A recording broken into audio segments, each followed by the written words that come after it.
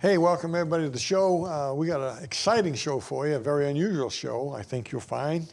The title of today's episode is this, The War of the Worlds. Doc, we're going to talk about the drones a little bit today, but I found something very interesting. It's been in my head for a week here, and this thing about the War of the Worlds, because I think it's coming. Now, you and I, we don't believe in all this sci-fi stuff. We don't believe that fallen angels are flying around in UFOs and all that nonsense. And it's nonsense. And it's not somebody from Mars coming for retribution. There's no people on Mars or any other planet out there or star. There's, Star Trek is fiction. I wish people would get that. Star Wars, Star Trek, it's fiction. If you can't handle that, then you shouldn't watch it. It's fiction. And a lot of the stuff coming out in our prophecy shows today and the prophecy conferences is pure fairy tale. And some of it is worse than that. It's, but I want to tie this together. Something that happened. I got an article here that I got off the internet on the story. There's a story behind the movie that came out called The War of the Worlds. The book was written, it's a novel. It's a sci-fi novel written, I think, 1898. If I can find my place here again. 1898, I believe, was the date that this novel came out. Let me find that here and make sure I got that right. The War of the Worlds was a Halloween episode of the radio series The Mercury Theater on the air, directed and narrated by Orson Welles. So this is 1938. We're talking October 30th. This is a Halloween show. All that to say this show was a takeoff of the book that was written some 40 years earlier. And I'm trying to find the date of that book here. I had it, but I know it was 1898. I'm trying to find the author here, and I've lost him. Let's see here. I thought sure I had this ready and waiting, but it's technology. Away from me.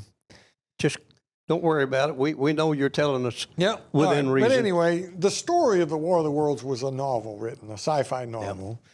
Orson Welles made a radio show out of it, and it aired on Halloween or Halloween Eve, whatever it was, October 30th, 1938. Remember, that's World War II era. Yep. We're not in the war was already yet. going on. But Orson Welles is probably in Great Britain. I mean, I think he was English.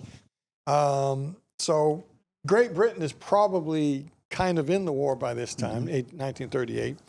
So this radio program comes on. I want to read for the audience something here that's really interesting.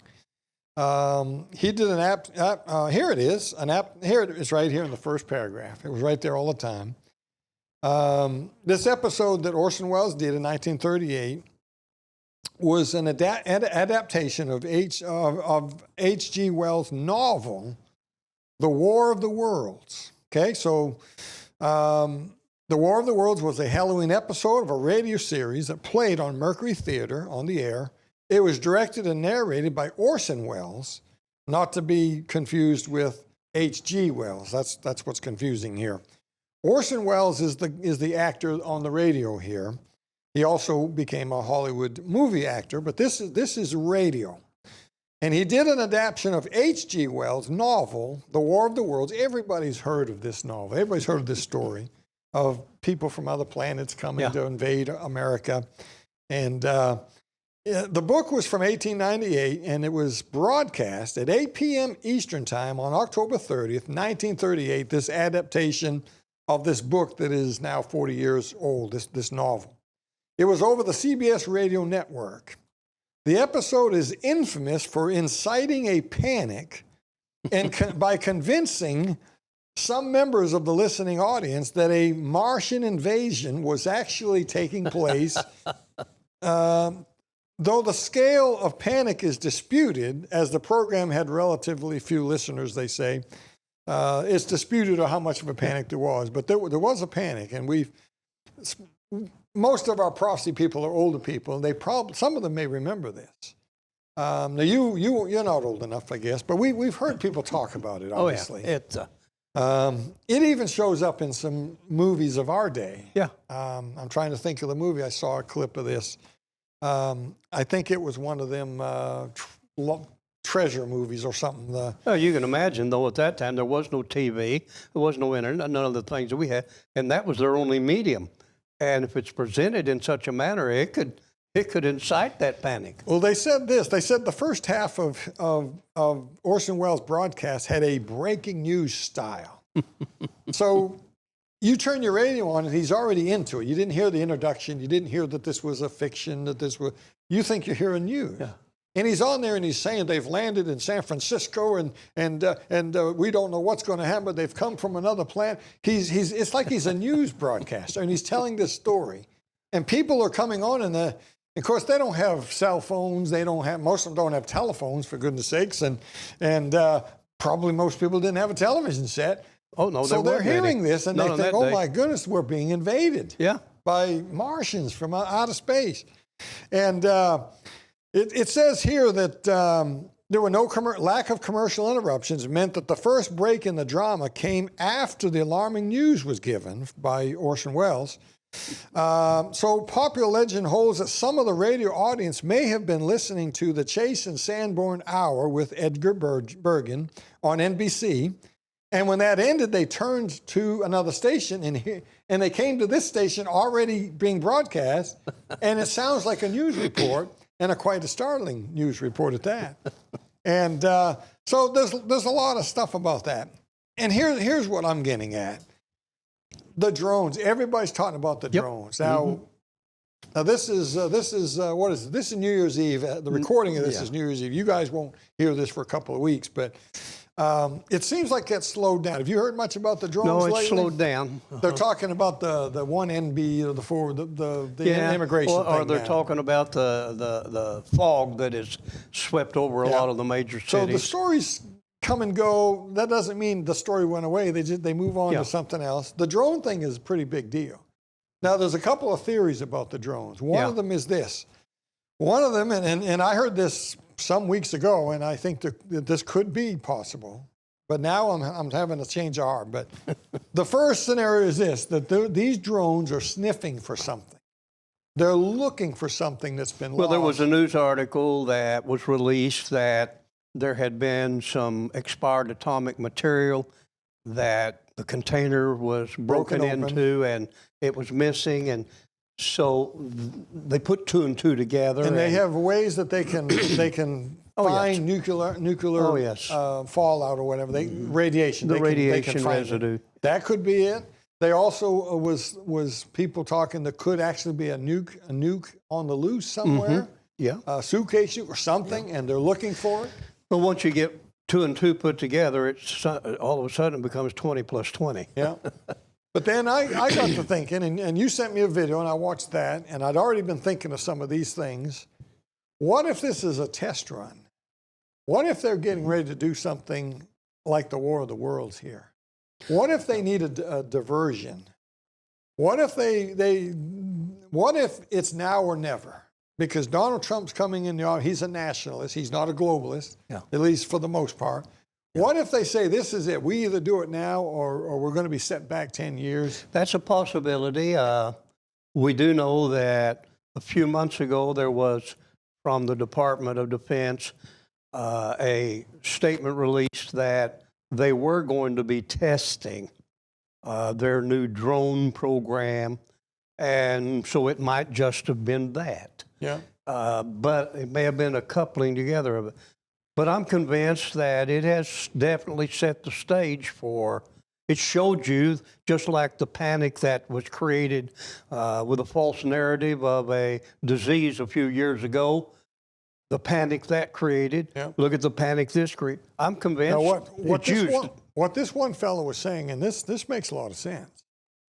He was saying that many of these are holograms. Oh, I'm convinced of it. Now, this explains something that I've tried to help people with over the years. Everybody says, well, they clock this thing at Mach, whatever. It's faster than anything in our universe can go. And when you take a laser beam and a hologram and you go across the sky with that, how fast would that register? Well, it's more than just a laser beam because a hologram requires more than one projection at the same time, at the same point.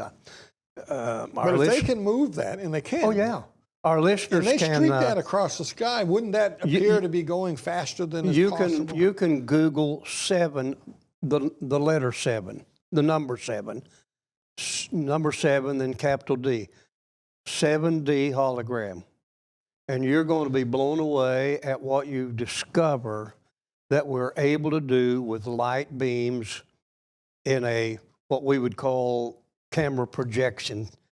Wouldn't this explain the some of these UFO sightings that are unexplained? Oh, yes. Something going so fast, and it looks so real, and it goes into the water. They talk about these ones going into the water. Some of them can